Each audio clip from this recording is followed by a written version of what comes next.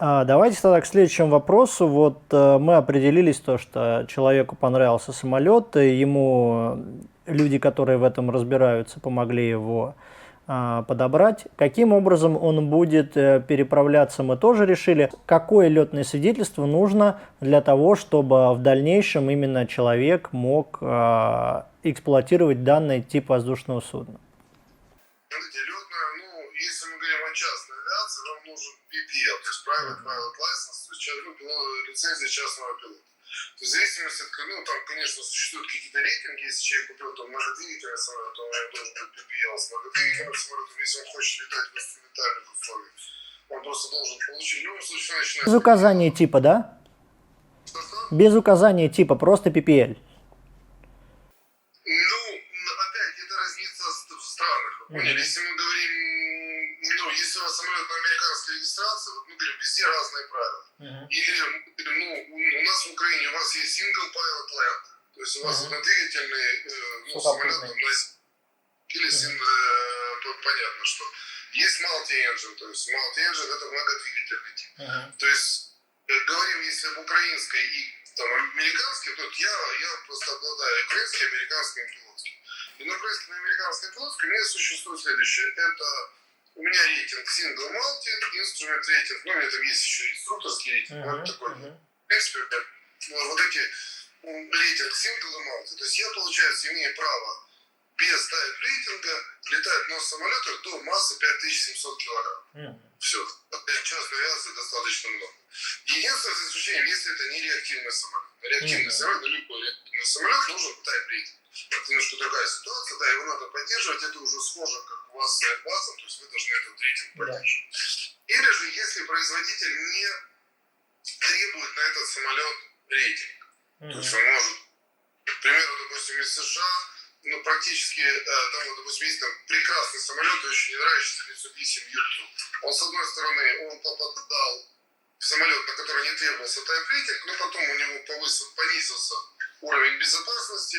FAA приняла решение, что так как надо бороться допустим, с уровнем безопасности, его надо повышать, они ввели на него тайп-рейтинг, соответственно, это повысило квалификацию пилота, у него летающийся, и уровень его безопасности тоже вырос, он стал одним из самых безопасных, кто попробовал в мире сейчас.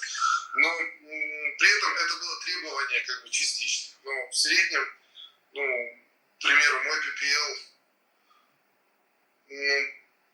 некоторые страны, я опять не могу сказать, как... То есть России мне звонят, да, в России бывает такое, что зачем-то требуют, чтобы именно был тайп-рейтинг. Но философия не совсем правильная, я не понимаю... Если у меня есть права на BMW, зачем мне получать права на Mercedes? Это да, это уже и... Да, у меня решила с коробкой автомат, окей, у меня права на механику. А тут еще на Mercedes поставили кондиционер, мне теперь нужны права на Mercedes с автомобилем. Как правило, в большинстве стран такого не существует. А вот именно человека, который перегонит самолет, вот, например, той деятельностью, которой занимаетесь вы, вообще где найти и сколько это стоит примерно? Я, конечно, понимаю, что маршруты разные в зависимости от того, откуда самолет летит, но вообще, как с этим быть? Маршруты действительно очень сильно разные. То есть одно дело отогнать самолет, повторюсь, из Хельсинки, допустим, отогнать в Киев, это один маршрут. Поняли? Совершенно другое отогнать самолет, допустим, там из Лос-Анджелеса, из Лос-Анджелеса в Питер, это или в Ригу, это уже совершенно другой маршрут. Отогнать самолет, не знаю, там из Будапешта в Сайгон, это третий вариант. То есть понятно, что рынки какие-то определенные существуют. Я не скажу, что он настолько глобально огромный, но люди, которые этим занимаются, они есть.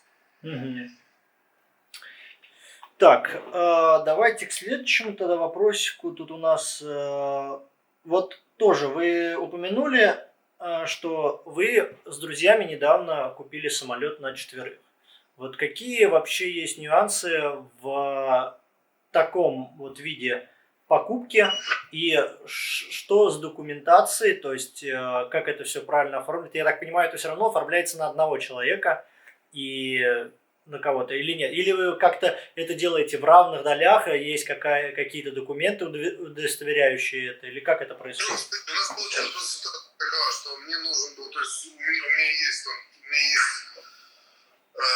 свой достаточно, да, у меня есть там, мне нужен был самолет на какие-то определенные услуги, вот именно летать реально по Украине, чтобы у него были какие-то под какие-то требования. То есть покупать на это отдельный самолет мне было банально не нужно, это из затрат. То есть и мы решили, просто получилось, что у одного моего товарища самолет в сервисе, у второго самолет в сервисе, третий только купил самолет, у него он шел в контейнере из США, мой самолет до коронавируса застрял на сервисе в Германии. И вот мы сидим, а летать нужно.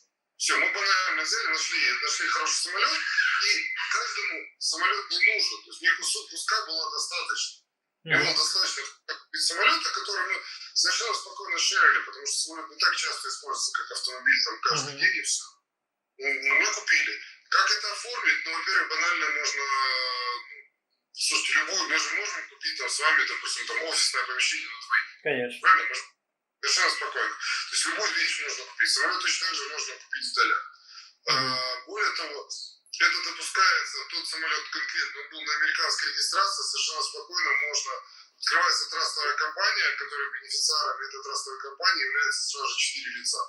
И все. И там никакой проблемы в этом не существует. То есть, больше того, это очень-очень распространенная практика. То есть, допустим, я когда-то покупал самолет, у которого было 13 владельцев. 13. Дальше вы можете открыть, допустим, объявление, вы смотрите, допустим, продается 1/8 там Beechcraft Bonanza в районе Франкфурта. Все. То есть люди решили продать 1/8 часть самолета. Такое тоже существует. Интересно, да. А вот по поводу вертолетов. Да. По поводу вертолетов люди тоже интересуются. Во-первых, насколько я знаю, вертолеты, они всегда дороже, чем самолеты. Да? Ну и, конечно, я не так беру, что... Понятное дело, что есть и дорогие вертолеты, и дешевые, и также и самолеты. Но, например, там такой вертолет, как Робинсон 44, он будет стоить гораздо больше там денег, хотя он... такой достаточно в вертолетной среде такой, распространенный. Я скажу так, что, наверное, самолет, просто вход в вертолетный мир, он дороже.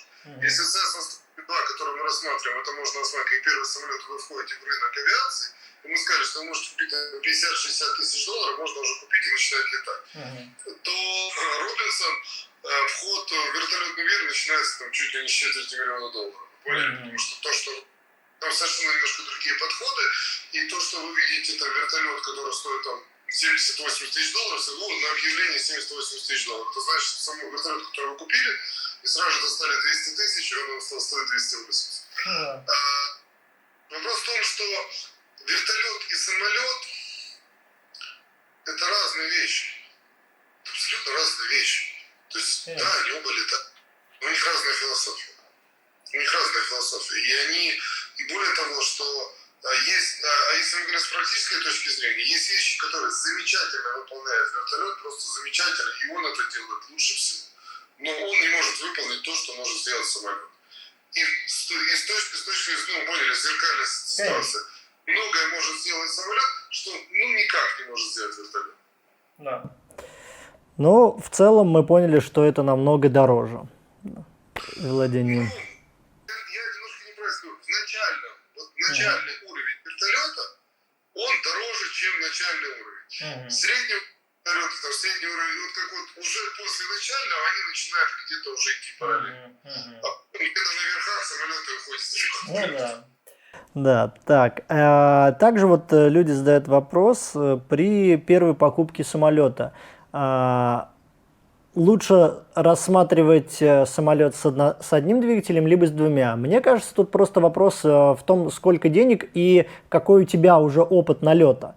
То есть, если у тебя PPL, то только получил, по-любому тебе однодвигательная, наверное, надо. Я сказал, задача и бюджет. Да. Если вы покупаете самолет, тоже, немножко так получилось, что я очень много видел людей, которые покупают самолеты, и все, и как это происходит. Если вы, конечно, собираетесь сами летать на самолете сразу же, то, естественно, мы говорим о каком-то high performance однодвигательном самолете, или, ну, то есть, там, или мы говорим о двухдвигательном самолете, это нет. Ну, конечно, это нет, за исключением но. Если вы не готовы сразу же на какой-то момент времени взять с собой safety pilot. То есть safety pilot, и я очень сильно рекомендую многим, ну, практически я всем это рекомендую, что после того, как вы получили пилотское, это не значит, что вы стали там сразу же пилотом, правильно? Вы закончили пилотное училище, дальше вы командир Airbus, правильно? Надо получить какой-то experience, надо получить там опыт и все. То есть рассматривать достаточно сложные самолеты, иногда у многих не хватает терпения вот пройти вот этот вот путь, вы поняли, базовый самолетик, дальше. Он тоже возможен, только четко вы должны понимать, что вы взяли там более там как бы самолет с более высокими характеристиками, соответственно, с более высокими возможностями. Вы можете его использовать там в каких-то своих уже именно целях практически совсем. То есть надо быть готовым взять с собой safety pilot. Также людей очень интересует вопрос, те, кто хотят заниматься, вот именно самолет берут для пилотажа. То есть в России это Як-18, Як-52. И также люди вот задают вопрос, что есть на другом рынке, на примере Cessna A150 или какие бюджетные варианты есть вот, для выбора такого самолета. Вот первый вариант, я скажу, я недавно делал выпуск RV-4. То есть можно, достаточно дорого, это неплохой пилотаж, это не спортивный, то есть не самолет, но можно найти. То есть пилотажный рынок, он тоже существует, есть определенный, это тоже своя категория людей, которые тоже люди, то он существует, и вы смотрите, даже там Cessna 150 существует аэробат, на которой реально, ну, она предназначена для того, чтобы пустить на ней этот, пилотаж. И она стоит, аэробат можно взять, наверное, там, за 30-40 тысяч долларов. Это существует American Champion, который, я говорю, это небольшие, недорогие. Конечно, потом мы можем быть там уровень экстра, или там, сучок, к сожалению, уже, тоже, к сожалению, уже самолет, это прекрасный, великолепный самолет, но который уже, скорее всего, скоро уйдет. А по поводу Як-52, Як-18, насколько я знаю, у вас есть один из самолетов, это ваш выпуск я смотрел, Як-18, да? Да, у меня есть мой Як-18, это мой первый самолет, который купил уже, не знаю, лет 17 или 18 лет назад. Я его там держу в абсолютно летном состоянии, это просто такая как бы любовь, знаете, я его, и я немного на нем летаю, буквально, может, по пару часов в год. Ну, он такой, как мой старый друг. Я не понимаю, как с ним расстаться. Мне просто, я не могу сложить логическую цепочку, как мне с ним расстаться. Ну, это, наверное, как вот многие люди, как Ан-2 любят, даже если он обжирает. Как вот это вот, поняли, цепочку создана, как ее разрушить, я не могу. Як-52 прекрасная машина, прекрасный пилотажный самолет, наверное, из минусов все-таки я скажу, как и Тэшки Як-52, это очень-очень хорошие самолеты, но, к сожалению, дорогие в эксплуатации. Теперь про саму вот эксплуатацию самолета. Возможно ли посадка вообще в больших аэропортах международных? Как к этому относятся диспетчера? Разрешают ли? Где-то наверняка не разрешают. И самое главное тоже вопрос, сколько примерно стоит посадка в аэропорту? Первое, это вот, во-первых, это возможно, разве что сильно опять разнится там от страны. Если мы говорим о Европе или, мне не составляет никакой большой проблемы сейчас прилететь там, сейчас из-за карантина большинство аэропортов Украины находится на карантине, но опять по примеру, когда я прилетел, сейчас летал в Голландию, я подал флайт-план и прилетел в Львов International. И сел в Львов International, там подал флайт-план, прилетел в Дрезден. В Дрезден International, там прошел паспортный контроль, то есть я прошел в Львове, потом прошел в Дрезден. Из Дрездена я улетел в Роттердам, тоже International аэропорт. То есть мне надо было подать флайт-план. То есть, к примеру, где-то дней 10 назад я летал в Прагу через Борисполь, то есть это основной аэропорт города Киева, то есть, как бы самый основной. То есть, да, это слотированный аэропорт, то То есть, и все, что мне надо было сделать, надо было отправить имейл с запросом на слот. Просто получить слот. То есть в большинстве аэропортов вы тоже выбираете. Во-первых, совершенно не обязательно летать в большие аэропорты, и наоборот, это менее удобно часто. То есть это при необходимости вы можете прилететь в большой аэропорт, потому что если никто не запрещает сесть в JFK. То есть в Нью-Йорке, но это просто глупо. Во-первых, JFK будет дороже. Во-вторых, скорее всего, что если я приду в JFK, он просто загружен будет. Он будет крайне загружен, мне придется ставить зону ожидания. Я совершенно спокойно могу 20-30 минут провисеть в зоне ожидания и потом зайти на посадку, потом рулить фиг знает куда, из изложения. То есть зарулиться, плюс это будет стоить дороже, чем обычный аэропорт. И наверняка топливо тоже в большом аэропорту будет стоить дороже. Логично, есть какой-то аэродром поближе, вы поняли, аэропорт поменьше. То есть вы выбираете. Повторюсь, самое главное, это возможно, просто это не всегда целесообразно. Банально, например, целесообразно садиться в большие аэропорты. Нельзя сказать, что это и дороже или дешевле, по-разному бывает. Да, существуют аэропорты дороже, но если мы говорим там о Франкфурте, я могу прилететь во Франкфурт Интернешннл, на самом деле, наверное, это самый крупный загруженный аэропорт. Чуть ли не в Европе, но взлет-посадка там будет стоить дорого, это будет стоить, наверное, порядка 500 евро.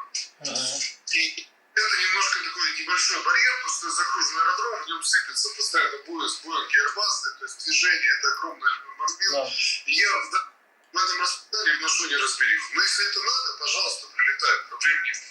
Но с другой стороны, буквально в 10 километрах, да, даже меньше от Франкфурта, есть небольшой аэропорт, который без проблем прилетел, все процедуры в нем будут гораздо быстрее.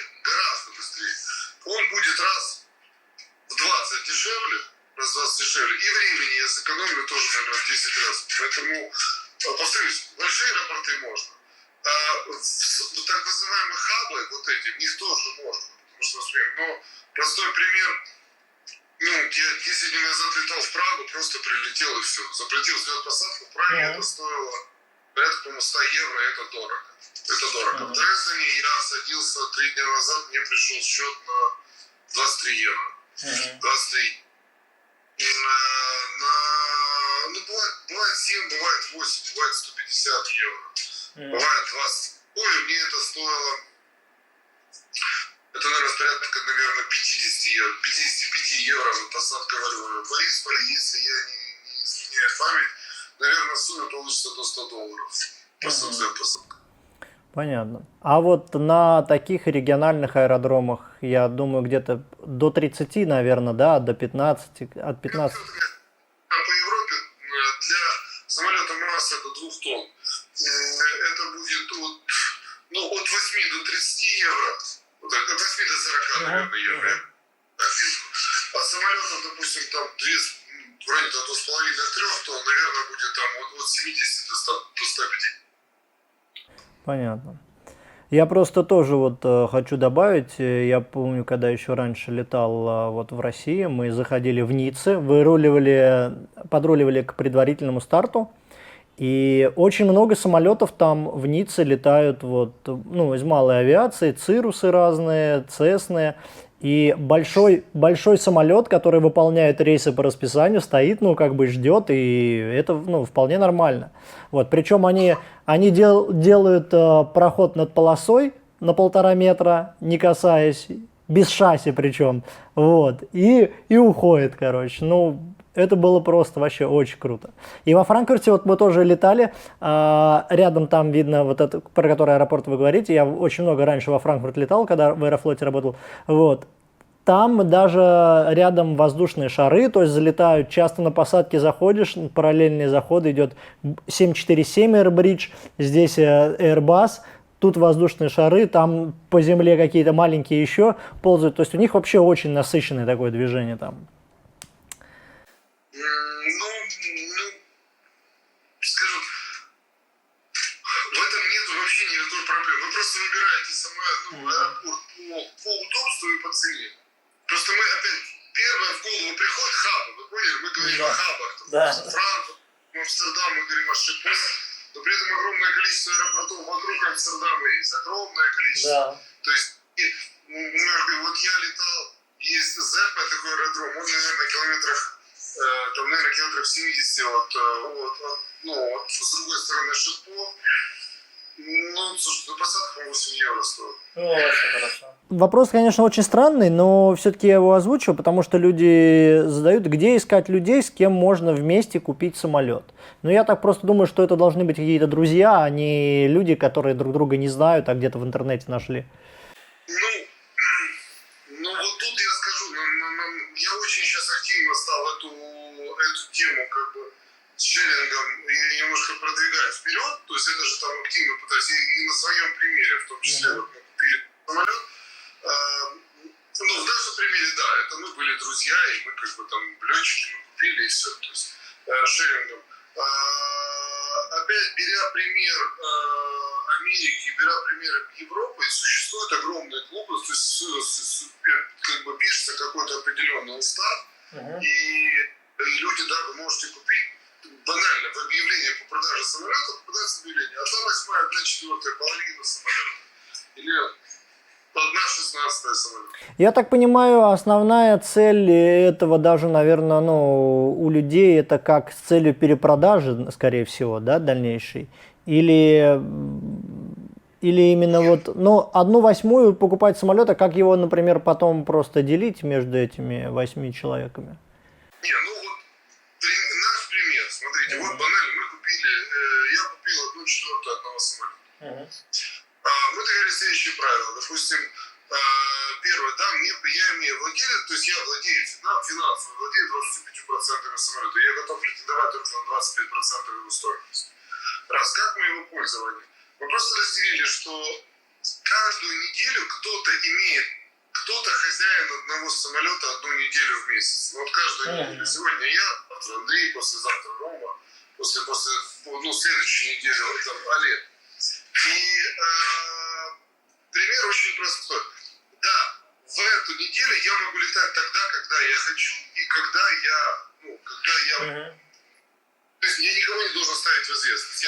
У нас, понятно, у нас существует там банальный WhatsApp-чат, в котором я забрал самолет на 2 дня. Или я сегодня утром полетаю. Я написал в этом чате и все. Но, как бы, грубо говоря, я имею преимущество вот эту следующую неделю. И если на следующей неделе я хочу снова взять самолет, и эта неделя является, допустим, неделей Андрея, я должен позвонить Андрею и сказать: Андрюх, я завтра хочу слетать в Одессу.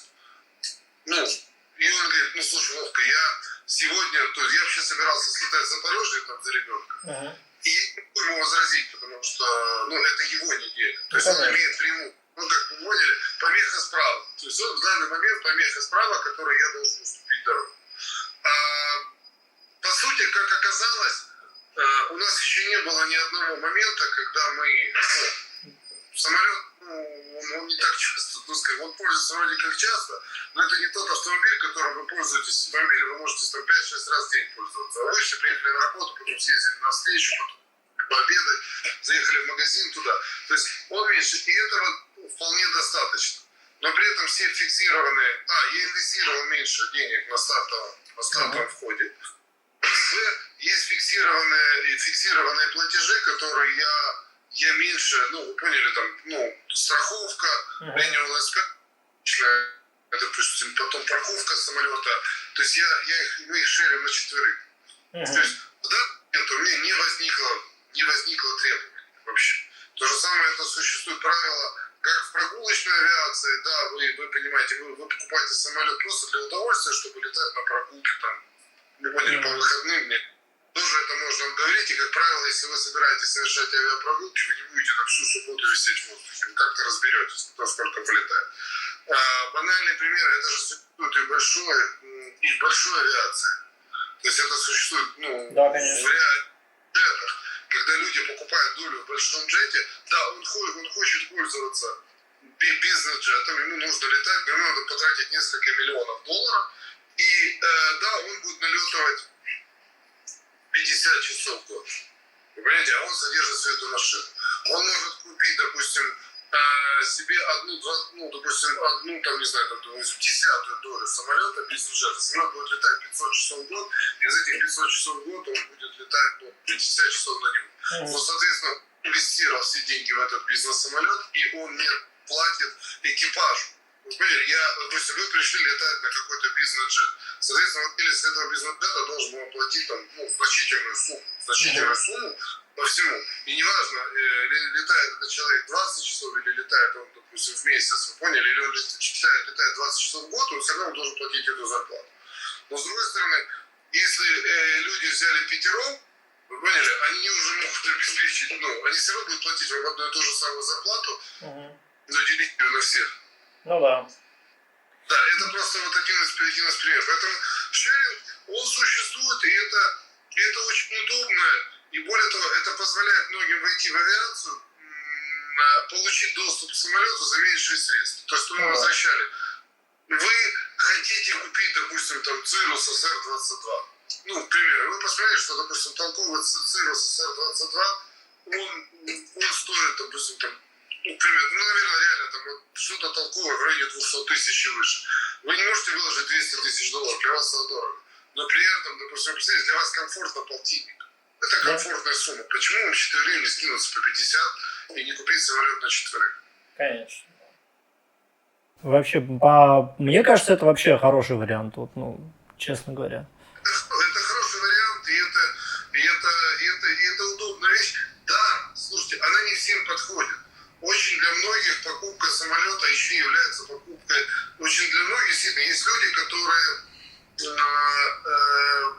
для него покупка самолета еще и как покупка этой любимой игрушки. Вы поняли? В детстве вы купили автомобильчик, вы поняли, он стоит у вас на полке, там между учебниками.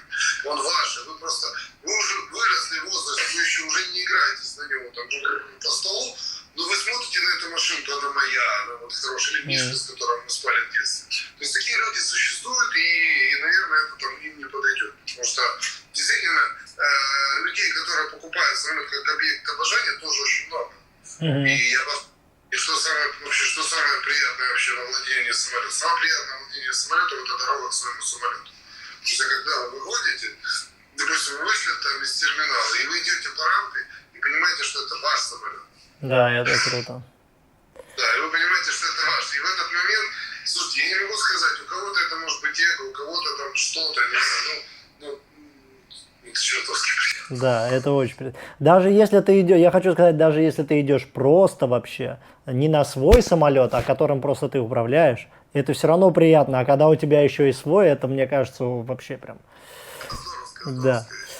Да, давайте еще пару вопросиков тут есть интересных. Ваши рекомендации людям, которые решили, что они хотят купить самолет. Тут мои рекомендации. Слушай, если очень хочется Кока-Колу. Не очень хочется. Не покупать.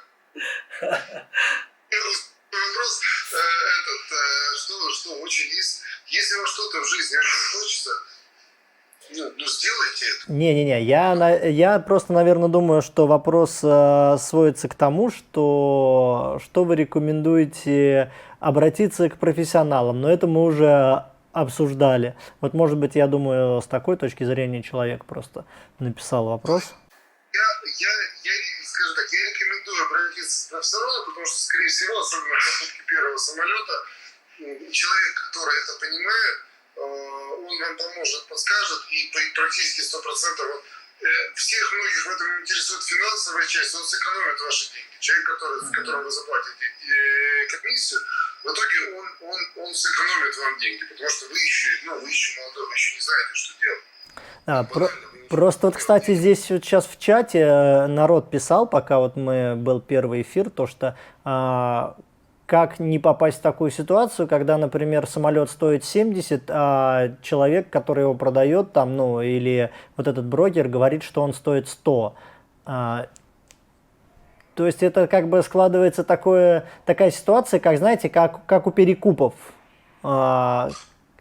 они завышают цену. Потому что любой человек, наверное, он все равно, который занимается этим делом, он все равно делает, ну, на этом свой доход, соответственно.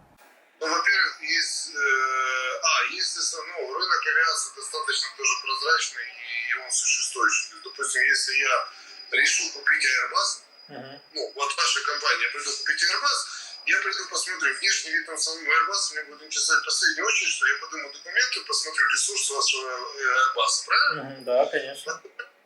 Комплектацию, то есть его авионику, все, его там, его возможности, ну и потом обращу внимание, поэтому есть существующие эти моменты. Во-вторых, как правило, ну, я не знаю, допустим, ну, сейчас я не работаю по перекупке. То есть, да, то есть я не работаю, то есть я работаю как человек, который вам организовывает сделку. То есть я могу вам найти самолет, то есть если мы сейчас говорим, вот вы хотите купить самолет, я могу найти вам самолет, я могу, допустим, сделать проверку этого самолета, то есть, во-первых, сначала проверить ноутбуки, ну, я буду говорить, вам это больше понятно, чем зрителям. То есть, понятно, я проверяю сначала техническое состояние самолета на бумаге. То есть можно изучить его, посмотреть, были выполнены там все необходимые работы, как содержался этот самолет. И если по бумаге он соответствует этой цене, в этом случае этот самолет уже едет и инспектируется уже физически. Дальше, с точки зрения, ну, как правило, в авиации не существует такой фигни, что я побежал, купил самолет там, вы поняли, и продаю потом его вам. То есть существует продавец, существует покупатель. То есть все равно контракт заключается напрямую между продавцом, по крайней мере, у меня принцип действия такого. Вы будете платить не мне, вы будете платить сразу же продавцу. Здесь нету, брокера нет посередине как такового. То есть рынок сложен таким образом, что бокового нет. Дальше, понятие такое в авиации существует как end-user, то есть вы сразу же знаете, кому он продается.